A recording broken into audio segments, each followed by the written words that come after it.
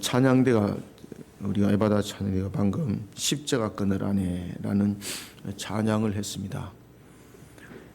그 가사를 여러분들이 잘 보시면은 참 은혜가 그리고 또한 우리의 현실적인 문제들이 그 속에 다 담겨 있는 것 같습니다. 십자가 그늘 안에 나 살기를 원하네. 저는 이 찬양을 굉장히 좋아합니다. 그 가운데서도 가사 중에서 십자가 그늘 안에 나 살기를 원하네, 이 가사를 제일 좋아합니다. 왜냐하면 그 안에 참 많은 것들이 묻어 있거든요.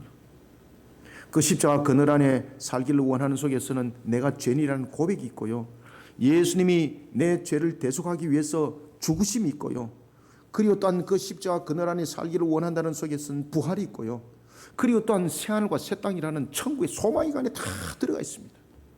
그래서 제가 그 가사를 굉장히 좋아합니다. 오늘 우리 찬양대가 그 찬양을 딱 할 때 제가 이제 딱 보고 415장 내가 굉장히 좋아하는 찬양인데, 제가 혼자 척척하고 힘들 때 이 찬양을 많이 부릅니다. 십자가 그늘 안에 나 살길 원하네, 이러면 내 고백이 그 안에서 다 들어가 버리는 거예요. 주님이 들으시는 거예요. 주님. 오늘 스바냐가 오늘 찬양을 했던 그 가사와 유사한 부분들을 이야기를 하고 있습니다. 오늘 본문에 등장하는 스바냐 선지자, 우리가 이제 유다 역사에 보면은 선자들, 많은 선자들이 있는데 남과 북에 대한 선자들이 많습니다. 그 선자들 가운데서 왕족이 딱 두 사람이 있습니다. 한 사람은 이사야고 한 사람은 오늘 본문에 등장하는 스바냐입니다. 그런데 스바냐는 왕족이라는 부분에서 더욱더 확실해요. 그런데 이사야는 그런 부분에서는 스바냐보다는 좀 더 불투명해요. 그럼에도 불구하고 이 두 사람은 이 왕족으로서의 선지자로 쓰임을 받았다는 것은 대단한 일입니다. 오늘 본문에 등장하고 있는 스바냐, 남유다 제13대 왕 히스기야 아십니까? 히스기야를 기억하시나요? 유다 제13대 왕이 히스기야입니다. 오늘 본문에 등장하는 스바냐는 그 히스기야의 13대 왕이었던 히스기야의 현손입니다.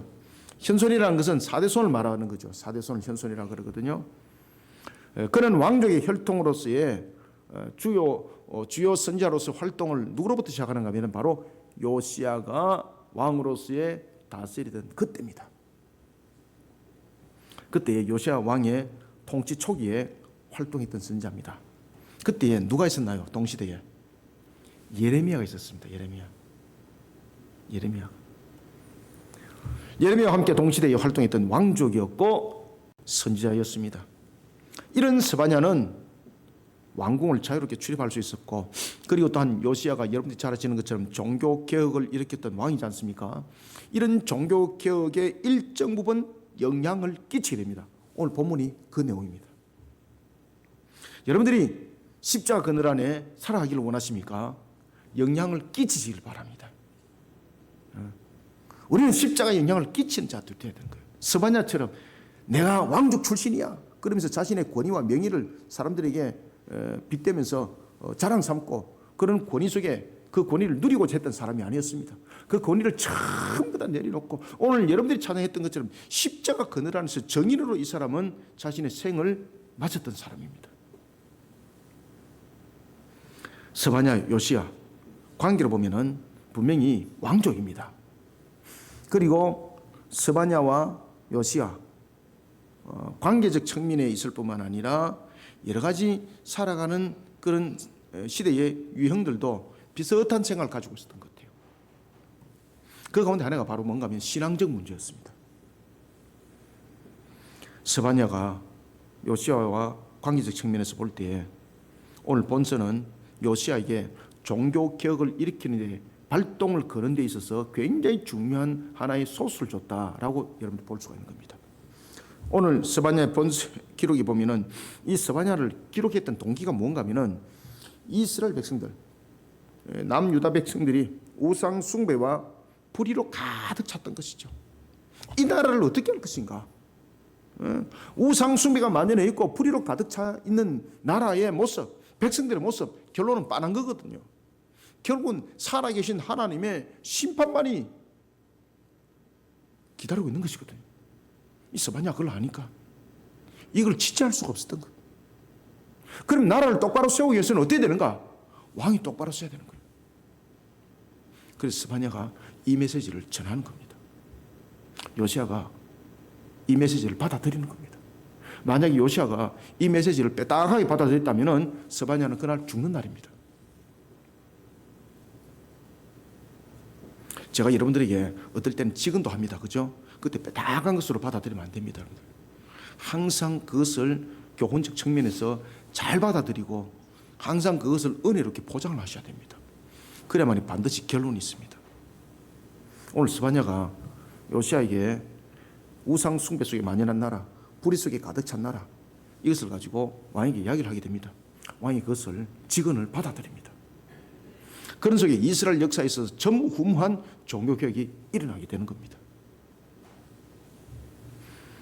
이때 스바냐는 하나님의 말씀을 통해서 여호와의 날에 대해서 전가합니다. 제가 여러분들에게 여호와의 날에 대해서 한번 말씀드렸죠. 그죠? 여호와의 날은 양날의 금이라고. 스바냐가 그 말씀 그대로 딱 전합니다. 여호와의 날이 양날의 금이 된다는 사실. 우상 숭배와 불의 가운데 세워진 자들은 두려움 가운데 그날이 심판의 날이 될 것이고 회개 가운데 세워진 자에게는 그날이 회복의 구원날이 될 것입니다 라면서 그 내용을 담고 말씀을 전가하는 겁니다.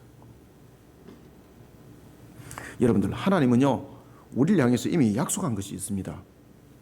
그래서 저는 그것을 선언적 선포라고 말합니다. 그리고 그것을 저는 축복이라고 말합니다.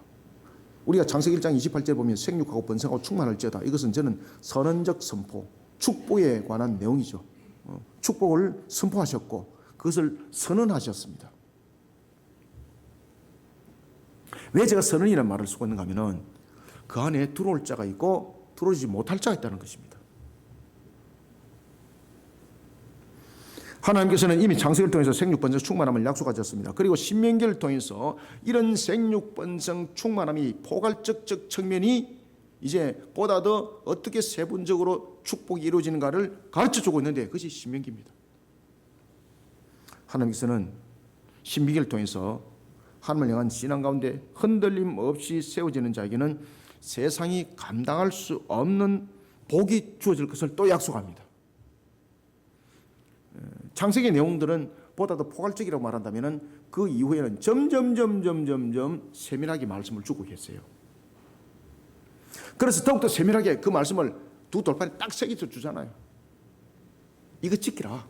그럼 너희들이 정말로 복된 자들이 될 것이다. 그래서 여러분들이 두 돌판에 새겨진 말씀, 그것을 우리가 십계명이라고 부르지 않습니까?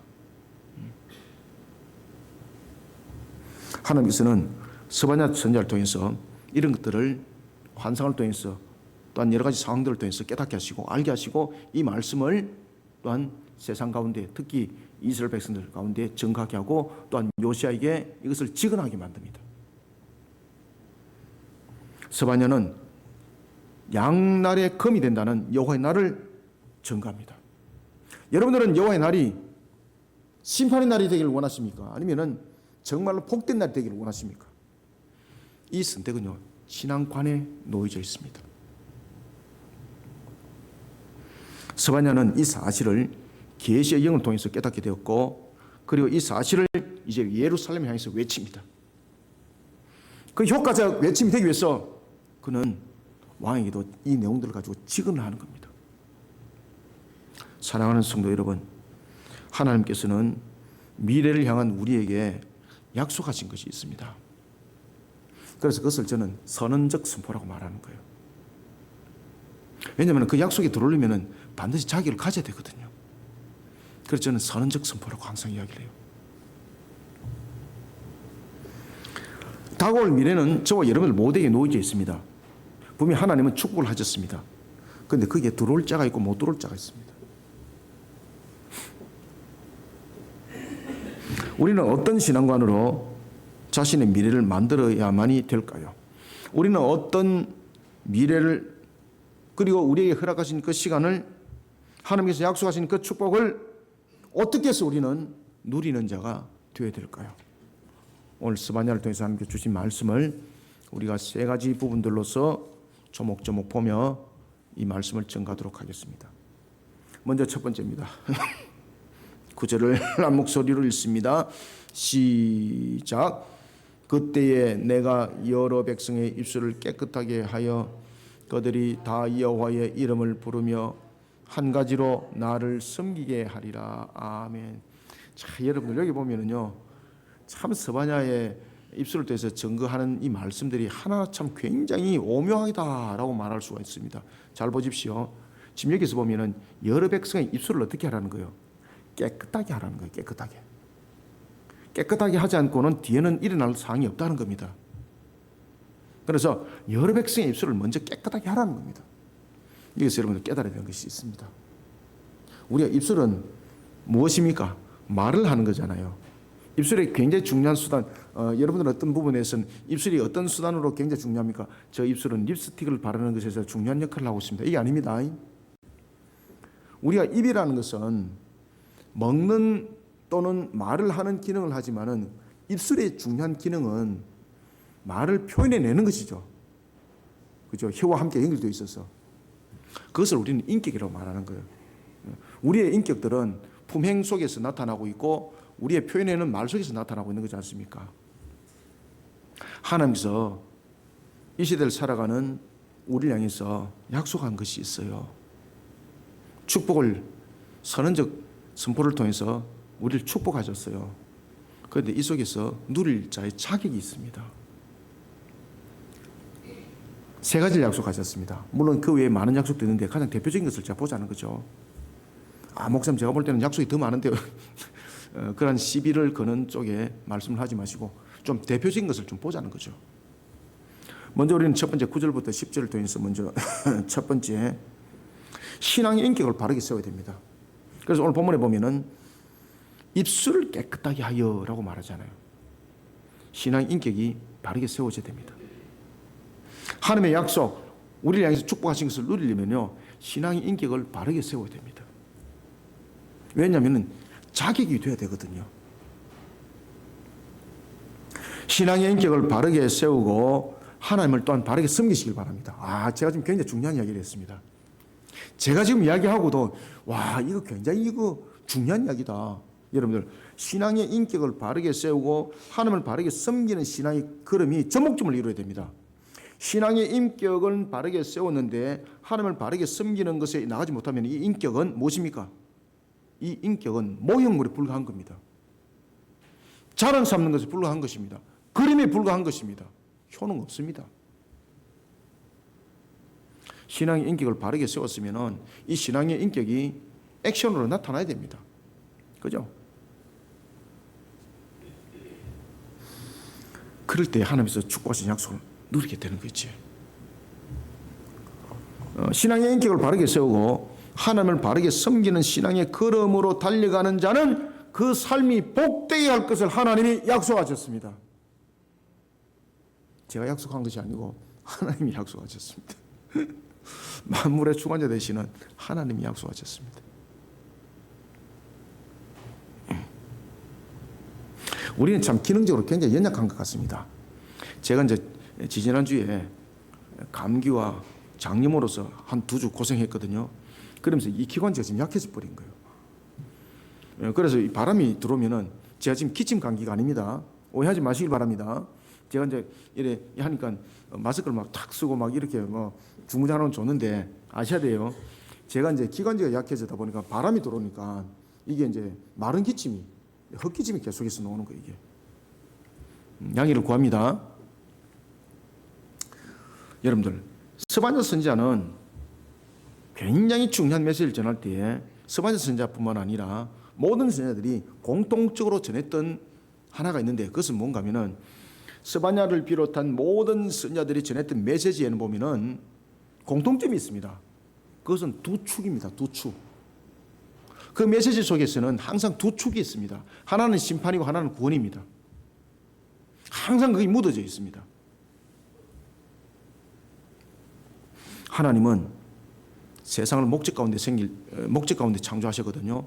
목적 가운데 창조하실 때에 창조와 동시에 심판과 구원을 가지고 창조 안 했습니다. 하나님의 창조의 목적은 창세기 1장 28절에 나와 있습니다. 생육번성 충만입니다. 복되게 하기를 원하신 속에 창조는 이루어진 것입니다. 그래서 하나님은 모든 것을 풍성함으로 이루어서 여러분들이 잘 되고 여러분들이 복되게 되는 걸 통해서 하나님은 기뻐하시고 그것을 영광으로 받으시는 거예요, 여러분들요. 창조 목적은 바로 만물 속에 있고 그리고 창세기 1장 28절 속에 다 열거되어 있습니다. 창조는 목적을 가지고 있습니다. 만약에 하나님이 목적을 가지지 아니하고 창조했다면 하나님은 완전하신 창조자가 아닙니다. 이거 만들다 보니까 이런 것도 됐네? 완전하신 분이 아니죠. 하나님께서는 좋았더라 7번 속에 마지막으로 심히 좋았더라라는 것을 말씀하신 것은 모든 것은 내 계획대로 되었구나라는 것을 간접적으로 증명하기도 합니다. 그래서 톱이라는 단어를 딱 쓰잖아요. 하나님이 보시기에 좋았더라. 하나님께서 가지고 있는 그 지혜대로, 그 지식대로, 그 능력대로 창조는 이루어졌는데 그 창조는 하나님은 생육 번성 충만함, 번성되어지는 신성은 그러한 속에 기쁨을 누리는 것이거든요. 그런 속에 악이 있다면 하나님이 기쁨이 안 돼요.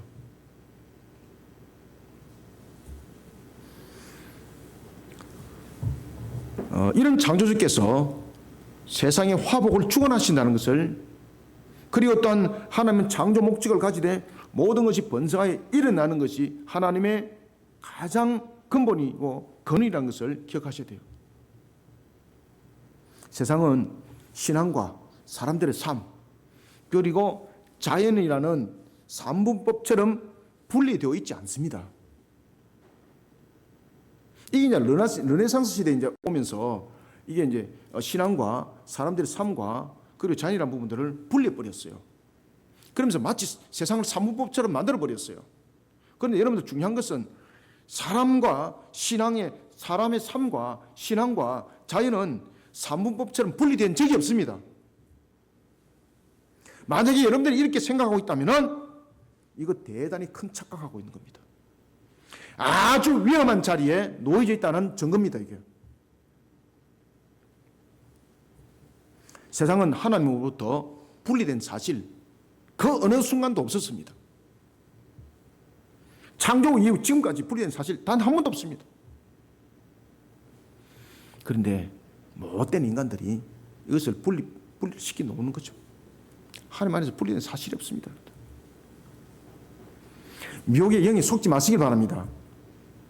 세상으로부터 배웠던 지식은 풍부한데, 그리고 가진 지혜도 풍부한데, 재력도 풍부하고 권위도 있고 권세도 있고 다 있는데 미혹의 영에 딱 물렸다.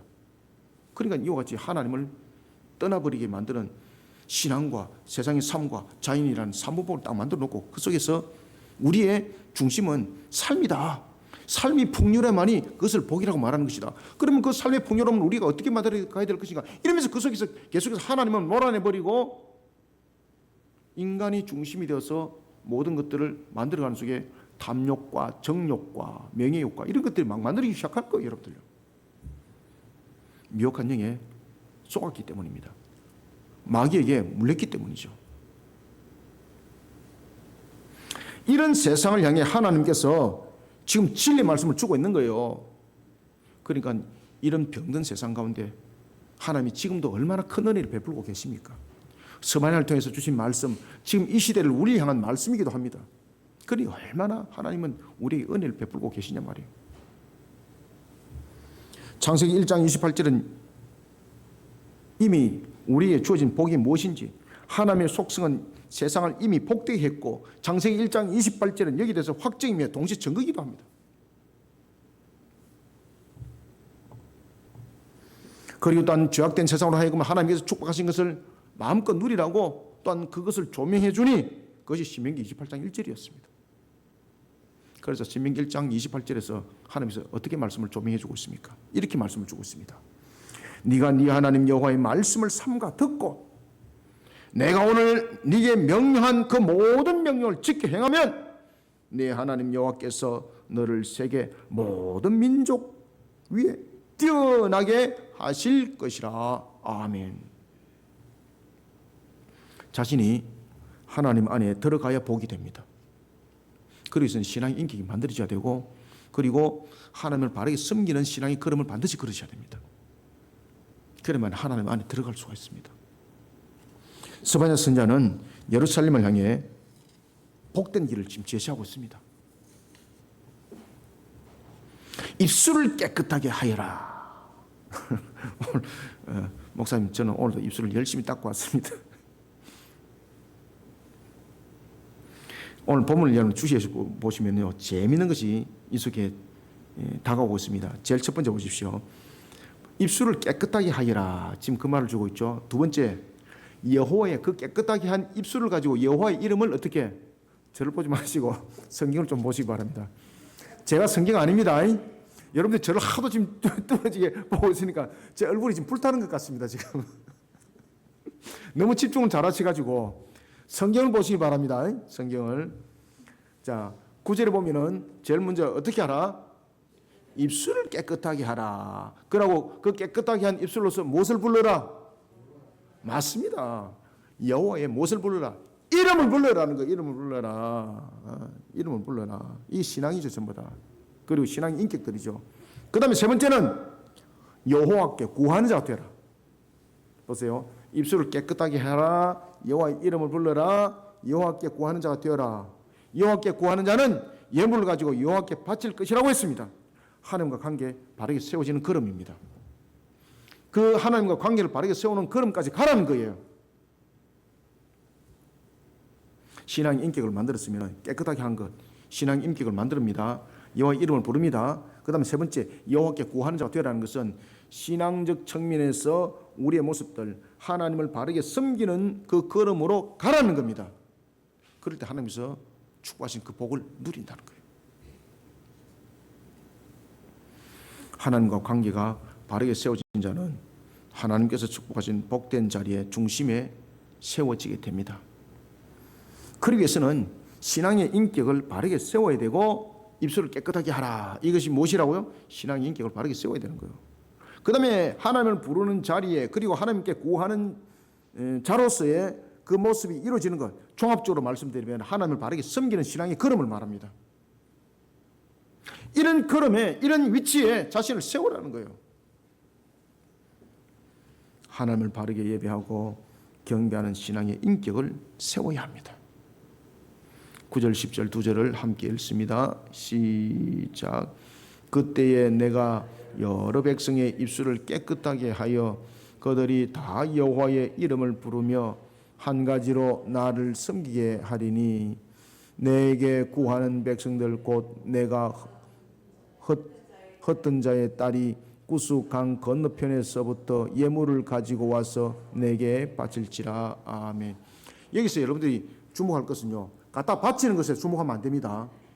지금 예물을 가지고 나왔다는 것은 뭔가 하면은 신앙을 깨끗하게 하였고라는 부분에서 인격을 지금 만드는 거거든요. 이 신앙의 인격을 그대로 표현해낸 겁니다. 하나님을 섬기는 거예요. 그런 모습 속에 우리의 모습들이 함께 신앙이 완전히 담겨져야 합니다. 그래서 제가 앞에 사문법적인 그런 자세를 가지면 안 된다는 거예요. 사문법적 자세를 가지고 있으면 신앙은 별도고 자신의 삶도 별도고 자연적 부분들도 별도예요, 여러분들요. 신앙의 인격을 똑바로 만들어지면 이런 사문법이 생기지 않습니다. 모든 것이 하나님의 영광을 위하여라는 모습들로서 하나님을 섬기는 인격으로 발전하게 되는 겁니다. 그래서 오늘 본문에 보면은 여러분들이 주셔야 될 것은 강 건너에서부터 예물을 가지고 와서 내게 바친다라는 것은 무엇입니까? 예배자입니다. 예배자. 하나님을 예배하시길 바랍니다.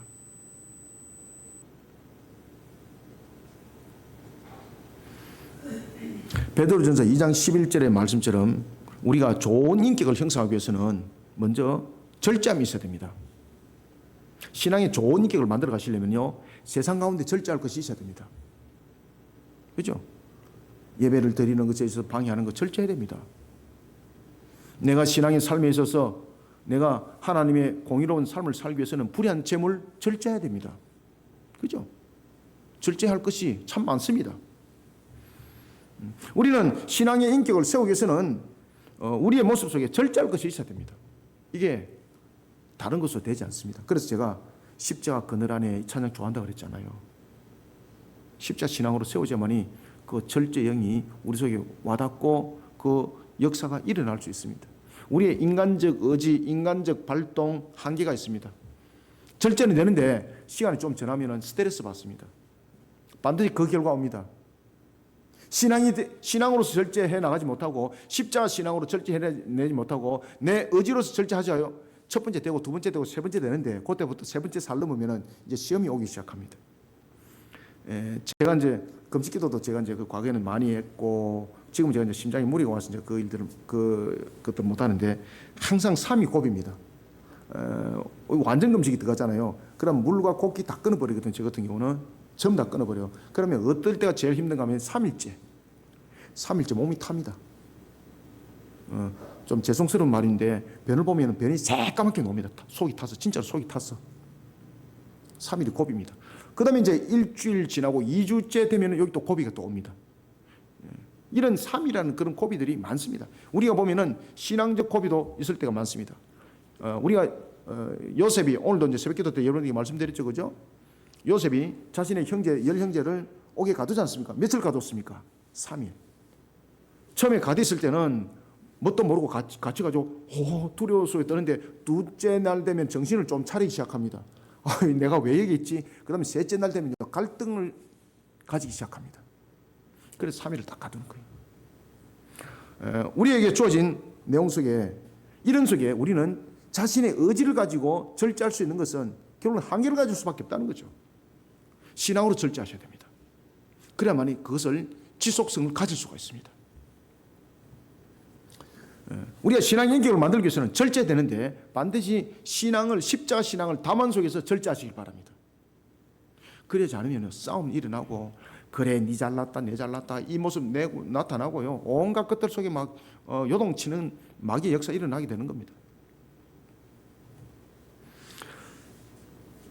또한 우리는 절제뿐만 아니라 신앙의 인격을 만들기 위해서는 고린도전서 13장 5절의 말씀처럼 불의한 것을 일삼지 않아야 됩니다. 불의한 것.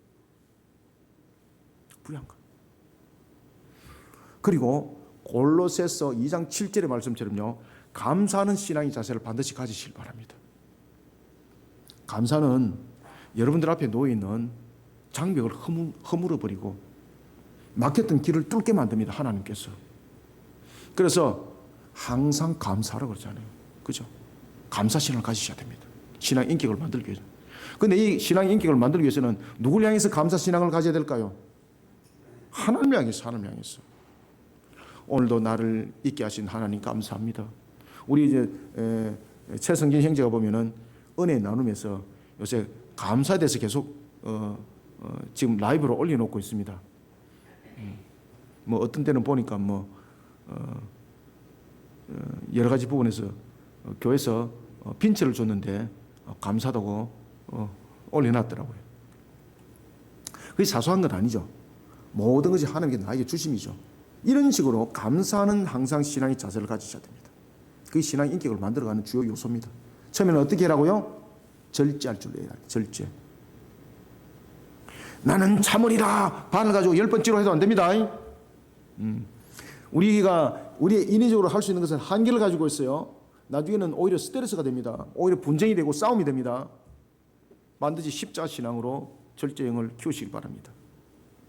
그 다음에 두 번째는 어떻게 하라고요? 불의한 것을 일삼지 마라. 세 번째는 감사할 줄 알아라. 감사한 자세를 가지라. 그 외에 신앙의 인격을 만들어가는 형성하는 조건들은 많습니다. 제가 지금 말씀드린 건 대표적인 것이죠. 그러나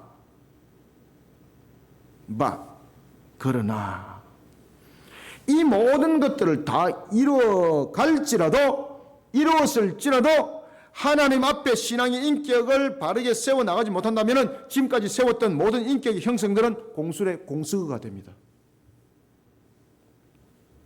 공술의 공수는 아시죠? 네. 사랑하는 성도 여러분, 신앙의 인격을 바르게 세우고 하나님을 바르게 섬기는 신앙의 걸음으로 달려가는 자는 그의 삶이 복되게 할 것을 하나님이 약속하셨습니다. 세상은 하나님의 창조 목적 가운데 있고 우리의 삶 또한 하나님의 창조 목적 가운데 있습니다. 그래서 제가 책을 썼죠. 책 제목이 무엇입니까? 맞습니다. 창조 목적과 그리스도의 삶입니다. 그 책 반드시 보셔야 됩니다. 하나님을 우리는 예배하고 하나님께 영광을 올려드리는 신앙의 인격으로 자신을 세워야 하나님께서 약속하신 생육하고 번성하고 충만을 마음껏 누리는 자가 된다는 사실입니다. 이런 하나님의 생육 번성 충만함을 마음껏 누리는 복된 자들이 우리 모두가 되기를 소원합니다. 두 번째는 하나님이 무엇을 그리고 어떤 자에게 무엇을 약속하셨을까? 11절을 함께 읽습니다. 시작.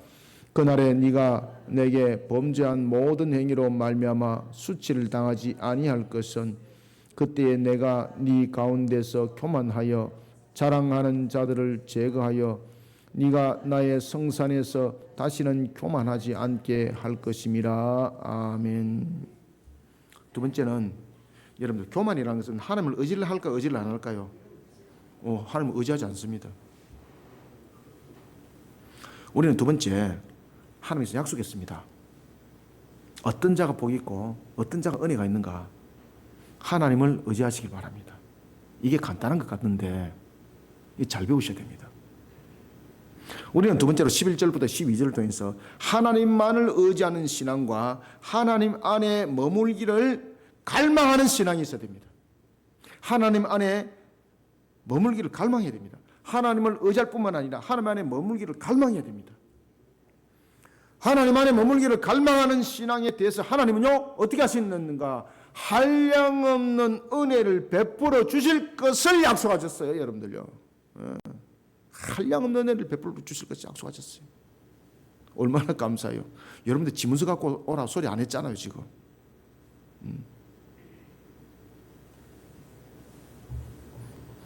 하나님께서는 스바냐 선지자를 통해 이방인의 대회심, 회개죠, 그죠?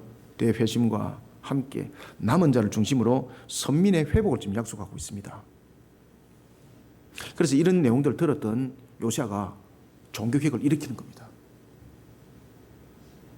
오늘 특히 본문의 10절에 보면은 하나님께서는 비록 이방인이라 할지라도 회심하고 하나님을 향한 신앙으로 나오는 자는 그 어떤 제약도 받지 않고 하나님을 경배하는 자가 될 것을 약속합니다.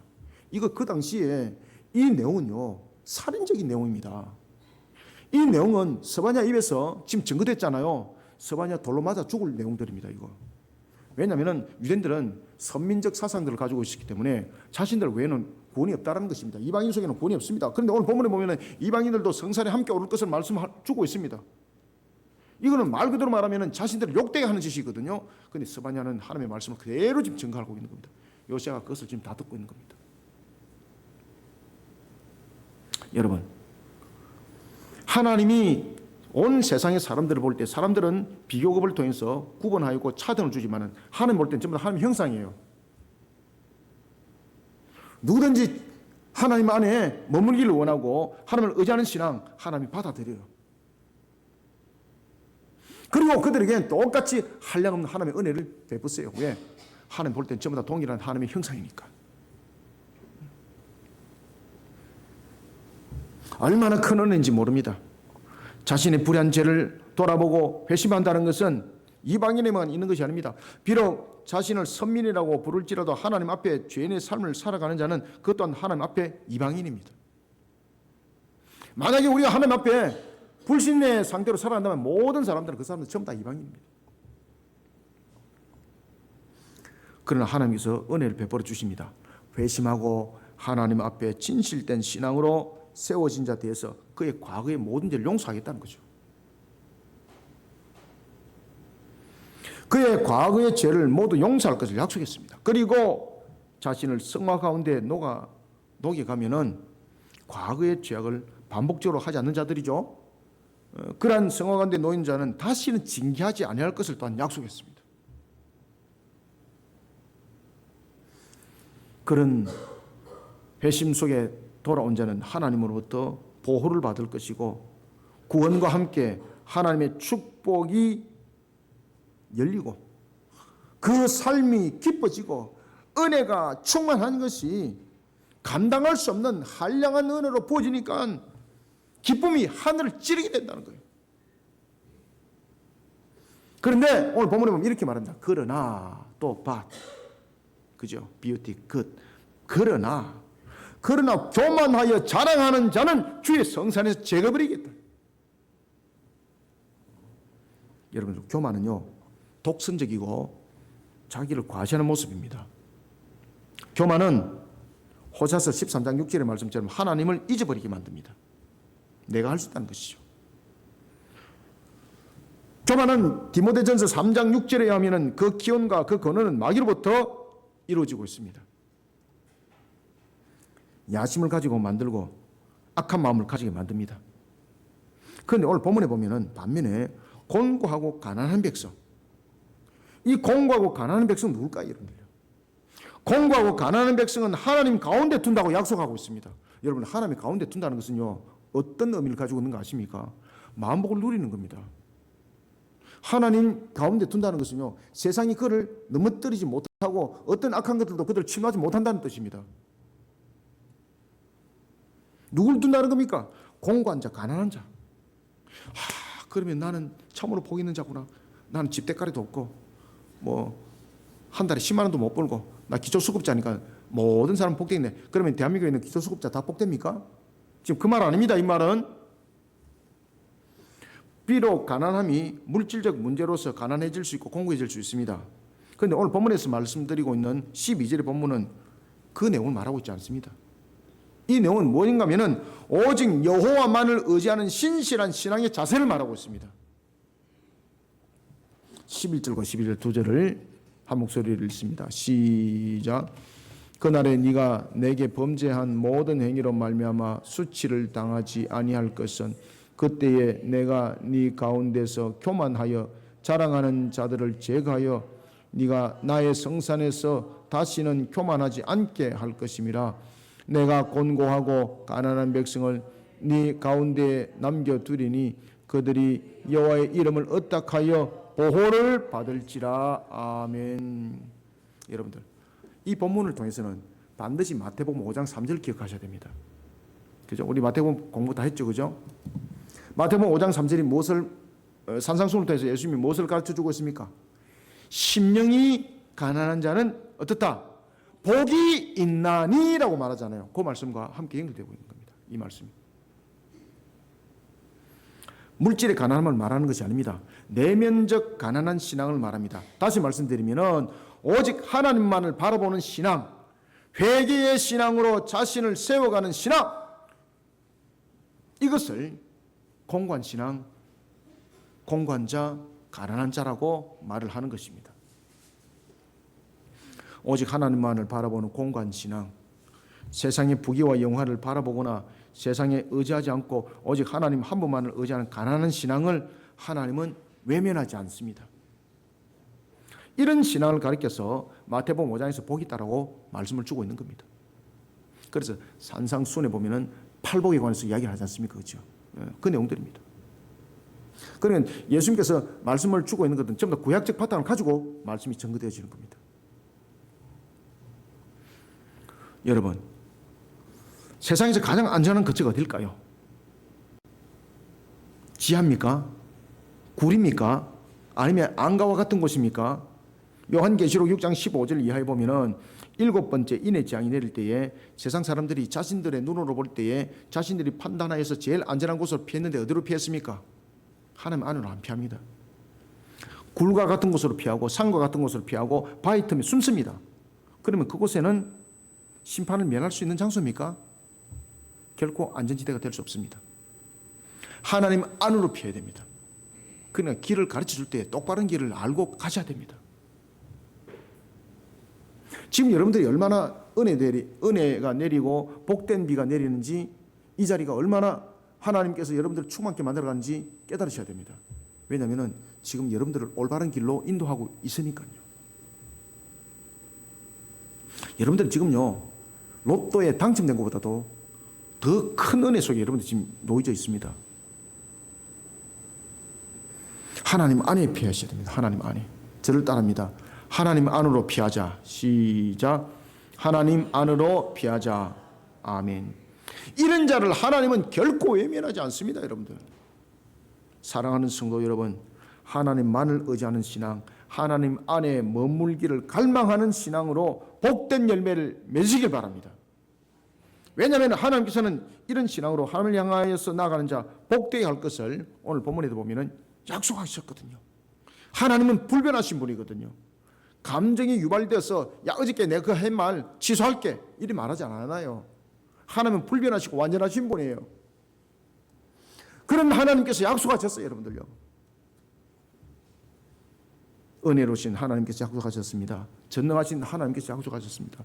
불변하신 하나님께서 약속하셨습니다. 완전하신 하나님께서 약속하셨습니다.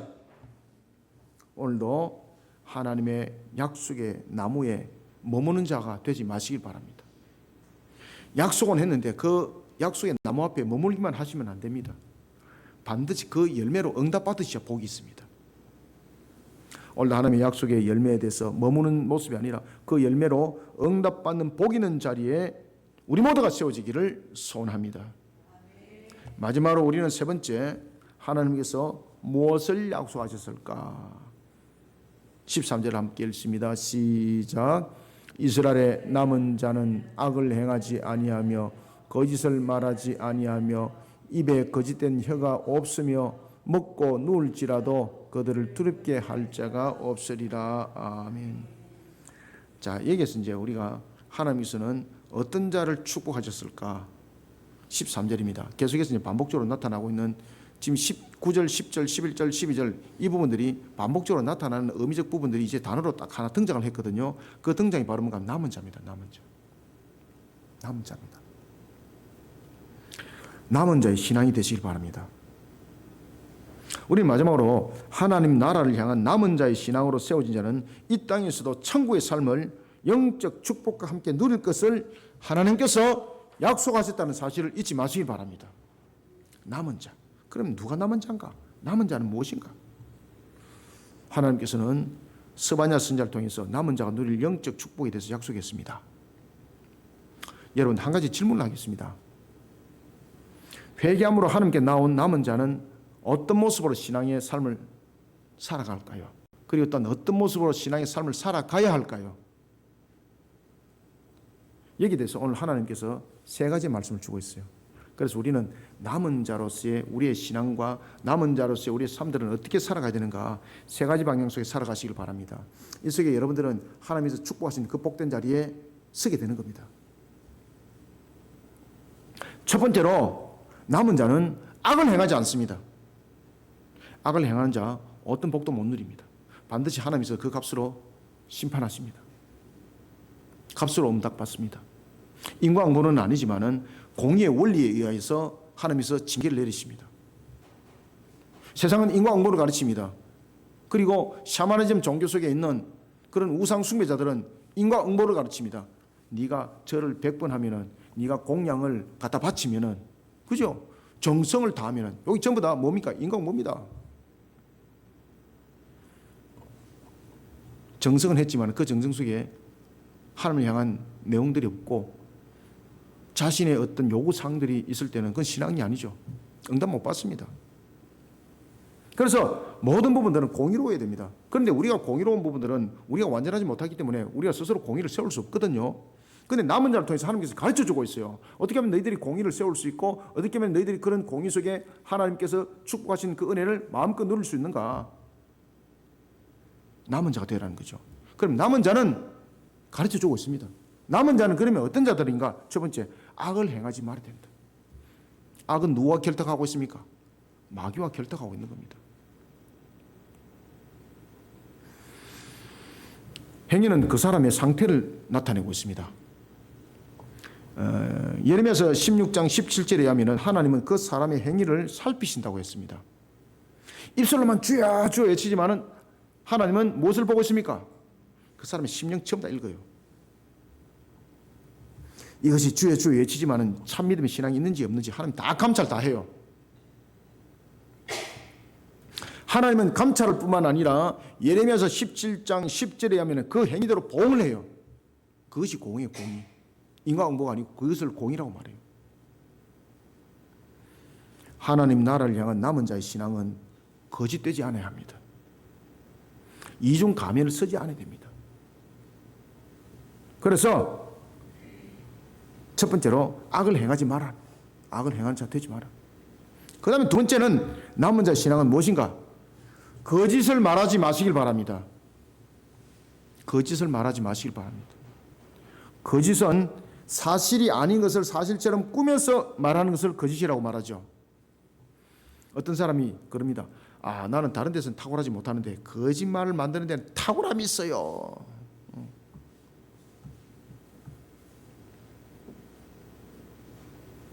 희대의 사건들이 우리 속에 지금 많이 일어나고 있지 않습니까? 그죠? 그 가운데서 전모조 그 뭐 입을 여니까 다 거짓말이잖아, 그죠?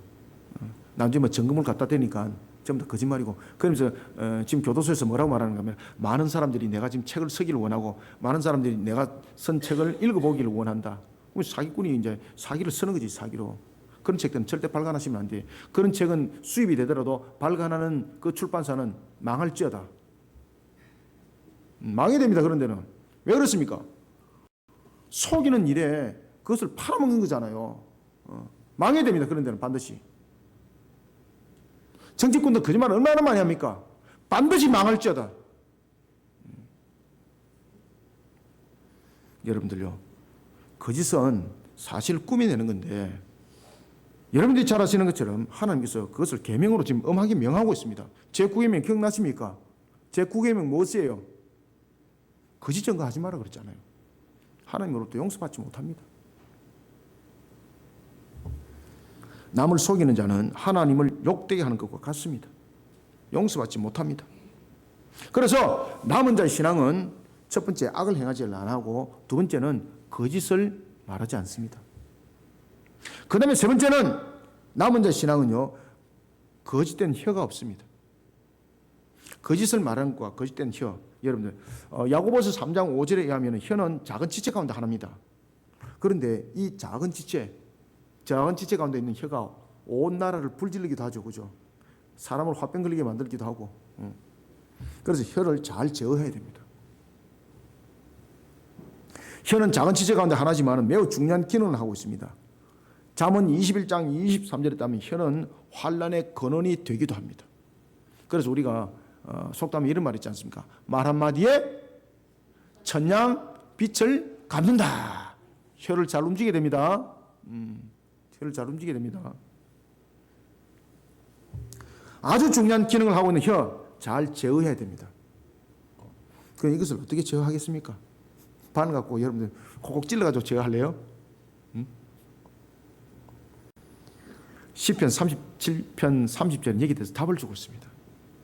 혀를 어떻게 제어할 수 있을까? 혀가 악인의 혀가 되지 않고 의인의 혀가 되기 위해서는요, 자신을 하나님의 공의의 값으로 묶어야 됩니다. 그럴 때 그 혀의 가치는 잠언 10장 20절의 말씀처럼 순은의 가치가 되는 겁니다. 그래서 여러분들 혀를 하나님의 법도와 규례를 외치는 혀가 되도록 제어하시길 바랍니다. 그래서 우리 윤봉수 권사님은 주무실 때 늘 성경을 읽고 여러분 주무시거든요. 그죠? 그리고 또 일어나서 또 늘 성경을 읽으시고 그 혀가 성경을 읽기를. 이 속에 우리의 인격이 바뀝니다. 그래서 여러분들 혀를 맛있는 거 먹고 세상을 저는 혀가 많은 사람들 모아가지고 온 사람들 콕콕 찔러가지고 이렇게 소문 만들어내는 것이 나의 혀의 즐거움이에요. 여러분 그 사람들을 반드시 무너짐을 당합니다. 이 혀를 제어하시길 바랍니다. 그런데 이 혀가 다른 것으로 방법이 안 됩니다. 어떻게 제어를 하셔야 되는가 하면 시편의 말씀처럼 잠언의 말씀처럼 이 혀가 순은이 되기 위해서는 어떻게 되는가? 자신을 하나님의 공의의 값으로 묶어야 됩니다. 그래서 이 혀가 늘 하나님의 말씀인 성경을 읽어가는 혀가 되시길 바랍니다. 이와 같이 남은 자의 신앙으로 세워진 자는 먹고 누울지라도 두려워할 자가 없을 것을 하나님이 약속하셨습니다. 말 그대로 모든 것에 있어서 부족함이 없을 뿐만 아니라 대적으로 인한 두려움조차도 생기지 않을 살롬에 대한 것을 약속하셨습니다. 13절 다시 한번 읽읍시다. 시작. 이스라엘의 남은 자는 악을 행하지 아니하며 거짓을 말하지 아니하며 입에 거짓된 혀가 없으며 먹고 누울지라도 그들을 두렵게 할 자가 없으리라. 아멘. 남은 자인 천국 백성에 대해 하나님께서는 약속하셨습니다. 이 땅에서도 천국의 삶을 살아가게 할 것을 약속하셨습니다. 남은 자의 신앙으로 자신을 하나님께 연결시켜야 됩니다. 스가랴서 4장에 의하면 순금으로 된 7 등잔대가 있습니다. 그리고 또 무엇이 있었습니까? 2 감람나무. 순금 등잔대, 7 순금 등잔대가 있고 좌우에 2 감람나무가 있습니다. 그런데 이 순금 등잔대가 가치를 팔하기 위해서는 어떻게 돼야 되나요? 이 2 감람나무가 감람류를 흘러보내는 기름이 공급되어야만이 이 7 금잔대가 가치가 있는 겁니다. 왜? 등잔대가 있어야 될 이유가 무엇입니까? 등잔대가 가치는 순금이 아닙니다. 등잔대의 진정한 가치는 불을 밝히는 것입니다. 불을 못 밝히면 순금이 아니라 다이아몬드로 만들어도 그 등잔대는 가치 없는 겁니다. 왜? 목적을 이루지 못하니까. 가치 없는 거예요, 그는.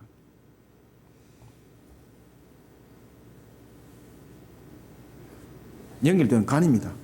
아무것도 아닌 것 같은데 이게 중요합니다. 2 감람나무라는 하나님의 은혜의 나무가 등잔대 중심으로 좌우에 있습니다. 은혜의 나무거든요. 그런데 등잔대가 그 은혜의 기름을 담지 못합니다. 그러니까 은혜의 불을 못 밝히는 겁니다. 연결되는 관이 있어야 됩니다. 감람나무와 등잔대가 연결되는 관이 있어야 됩니다. 이런 부분들을 통해서 우리는 반드시 기억해야 되는 것은 하나님의 은혜가 좌우에 있으면 무슨 소용이 있습니까?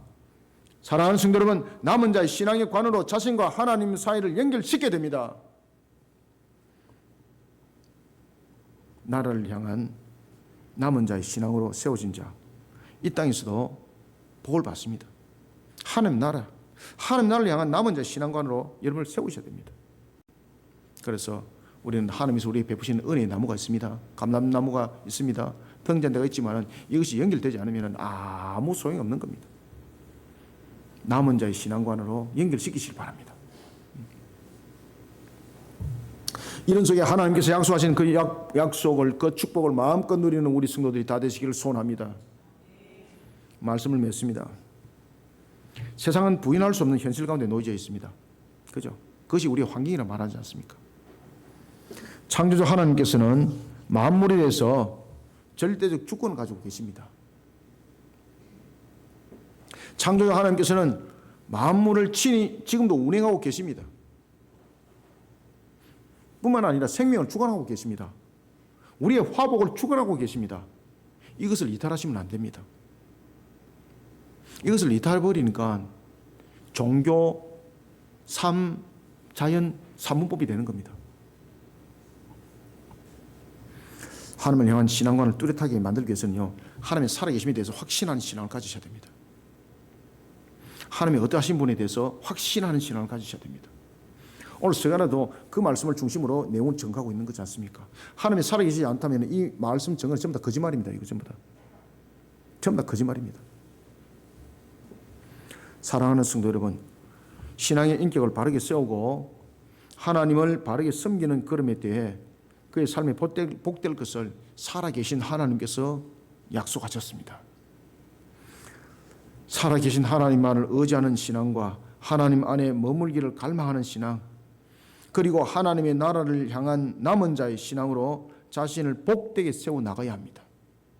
그리하여서 하나님께서 약속하신 은혜의 때를 참으로 복되게 살아가시기를 주님의 이름으로 축원합니다. 하나님 감사합니다. 주께서 우리에게 오늘도 펼쳐주시고 주신 말씀이 우리에게 생명의 꼴이 되게 하여 주시며 우리에게 살아나 움직이는 능력의 말씀이 되게 하여 주옵소서. 어찌 종의 생각으로, 종의 판단으로, 종의 지식으로 이 말씀이 해법이 되어지고 역사가 되어지고 그리고 또한 결론이 되어지겠습니까? 오늘도 종의 입술을 통해 증거된 말씀은 옛날에서는 금의 말씀이 되게 할 때에 혼과 육과 골수를 찔러 쪼개는 말씀이 되게 할 때에 성령의 감동 감화가 없이 어찌 이런 역사가 일어나겠습니까? 성령님, 오늘도 부족한 종의 입술을 통해서 증거했지만은 이 모든 말씀들이 우리 모든 성도들에게 감동 감화가 일어날 수 있도록 성령님 역사하여 주옵소서. 그러한 속에 주신 말씀으로 우리의 신앙이 근본을 찾게 하여 주시고 우리의 신앙 속에 하나님께서 축복하신 그 동산의 모든 축복을 마음껏 누리는 결실의 열매들이 또한 되게 하여 주옵소서. 따라서 오늘 주신 말씀은 생명의 말씀이 되게 하여 주시고 꼴의 양식이 되게 부족함이 없도록 은혜 담비를 부어 주시옵길 소망합니다. 하나님이 주신 은혜 속에 이러한 믿음 신앙 속에 우리 성도들 달려갈 때 모든 삶의 여정을 통해 풍성함을 이뤘던 것을 또한 하나님 영광을 받으시고 또한 주님의 주신 사명사역 속에 우리 바티스가 놓여져 있으니 이 바티스 사명사역 속을 통해서도 오늘도 주신 말씀의 성취가 이루어져 하나님 영광 받으시옵소서. 이 나라 이 민족을 불쌍히 여겨주시고 우상 숭배가 만연해진 이 나라 이 민족 속에 정말로 십자가 신앙으로 세워져 오늘 이 말씀의 성취가 일어나게 하여 주옵소서. 또한 한 주간 속에 있을 설 명절의 모든 내용들 우상 숭배에 넘어지는 자 되지 않고 항상 믿음의 신앙 지켜나가며 복된 자리에 걸어간 자들이 되게 하여 주옵소서. 예수님의 이름으로 기도드립나이다. 아멘.